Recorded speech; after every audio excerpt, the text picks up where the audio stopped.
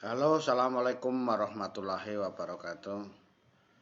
Pemirsa sekalian yang berbahagia, pada kesempatan kali ini kami akan menyampaikan bagaimana siklus hidup dan mekanisme dari penyebaran jamur Ganoderma. Jamur Ganoderma merupakan penyakit yang paling merusak di kebun kelapa sawit. Oleh karena itu, karena paling merusak, maka ini menjadi penyakit utama, penyakit penting yang harus dikendalikan. Jadi secara umum penyebaran dari Ganoderma itu melalui tiga cara. Kita awali ini siklus ini, kita mulai dari mana? Jadi dari kita awal sekali, jadi itu ada tanaman kelapa sawit, itu ada akarnya yang sudah terinfeksi. Ini yang gambar merah di sebelah kanan bawah ini. Kemudian juga ada tubuh buah yang ada di bagian atas. Ada tubuh buah yang di bagian atas. Nah, ini. Kemudian ini yang paling utama ya, hampir di atas 90%, itu penyebaran Ganoderma adalah lewat tanah, lewat akar. Nah, ini lewat akar. Jamur menginfeksi akar sehat. Melalui apa? Melalui kontak akar. Nah, ini di bawah ini. Melalui kontak akar. Akar yang merah ini ketemu akar sawit yang sehat ini, nanti namanya kontak akar, makalah tanaman yang sebelah kiri ini menjadi sakit. Nah, gejalanya ini sudah digambarkan, menjadi menguning daunnya. Ini terinfeksi yang sebelah kiri ini. Daun menguning, layu, kemudian sengkleh, patah, dan tanaman bisa menjadi mati. Inilah penyebaran pertama kali, yang utama adalah lewat kontak akar. Nah, lewat kontak akar sehingga tanaman sakit. Berikutnya adalah penularan itu melalui berbagai macam cara lagi dari tanaman yang terinfeksi ini tadi. Yang kedua adalah melalui perantara, intermediernya, yaitu melalui apa? Jadi dari akar ini tanaman akan mati, akhirnya tumbuh di tunggul-tunggul seperti ini. Tubuh buahnya ada. Tubuh buahnya ada. Tubuh buah ini, fruiting body ini, dalam perkembangan generatifnya akan menghasilkan Basidiospora.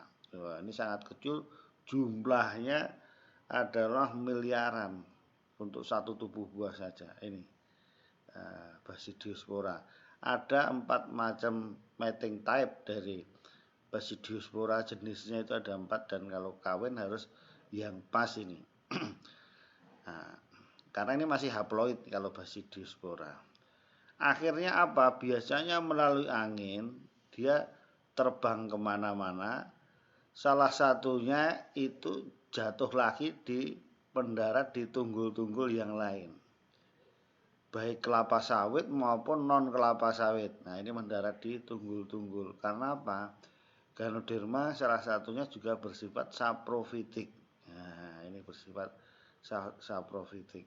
Nah, akhirnya apa? Ini mendarat di tunggul, dan tunggul menjadi sakit. Nah, jamur hidup pada tanaman mati atau tunggul dan akar yang lapuk tadi ini saprofitik. Nah, tetapi ini kan nanti akarnya itu juga terinfeksi, nah, menjadi merah. Dan ini jika ketemu akar tanaman sehat, tumbuhan akan terinfeksi. Nah, jadi ini penyebarannya itu melalui tunggul-tunggul yang ada. Nah, ini kan itu tapi lewat Basidiospora. Tadi lewat tunggul, lewat Basidiospora menjadi tanaman sakit. Nah, ini proses yang ke arah sini. Tetapi Basidiospora ini juga bisa langsung terbang melalui vektor angin atau yang lain, itu akan jatuh di atas, di bagian atas dari kelapa sawit. Meskipun ini panaunya kecil, maka ini juga bisa menyebabkan tanaman menjadi sakit. Ya, ini yang ke bawah ini. Akhirnya tubuh buah muncul di sini. Ini proses yang di bagian ini ya. Jadi ini sudah melalui tunggul dan melalui Basidiospora tadi. Ya, Basidiospora yang ada yang tubuh buah itu bisa juga terbang langsung. Jadi sudah melalui 3 cara. Nah, root to root kontak akar, kemudian Basidiosporanya jatuh di tunggul kemudian menginfeksi, ataupun langsung Basidiospora langsung menginfeksi tanaman, dan itu biasanya di bagian atas. Nah, kemudian yang sisi sini yang tadi belum kita jelaskan, ini sama, lama-lama ini tanaman terinfeksi dan akan menjadi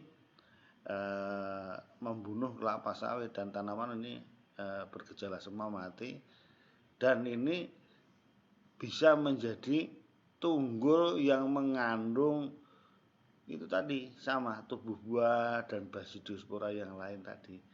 Ini akan menjadi tunggul-tunggul yang ada. Ini tunggul kelapa sawit kalau dari sini, ini kan tunggul tanaman yang lain atau kelapa sawit juga. Jadi bisa melalui berbagai cara, tetapi intinya adalah melalui 3 cara. Nah, root to root contact, kemudian Basidiospora menginfeksi tunggul, kemudian tunggul ke kelapa sawit, ataupun langsung dari Basidiospora ke kelapa sawit.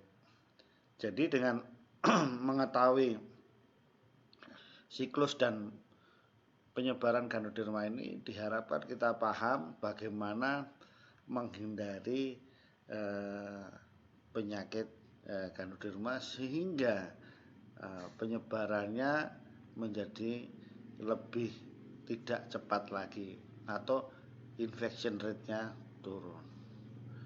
Demikian pemirsa, mudah-mudahan penjelasan ini memberikan manfaat bagi kita semua.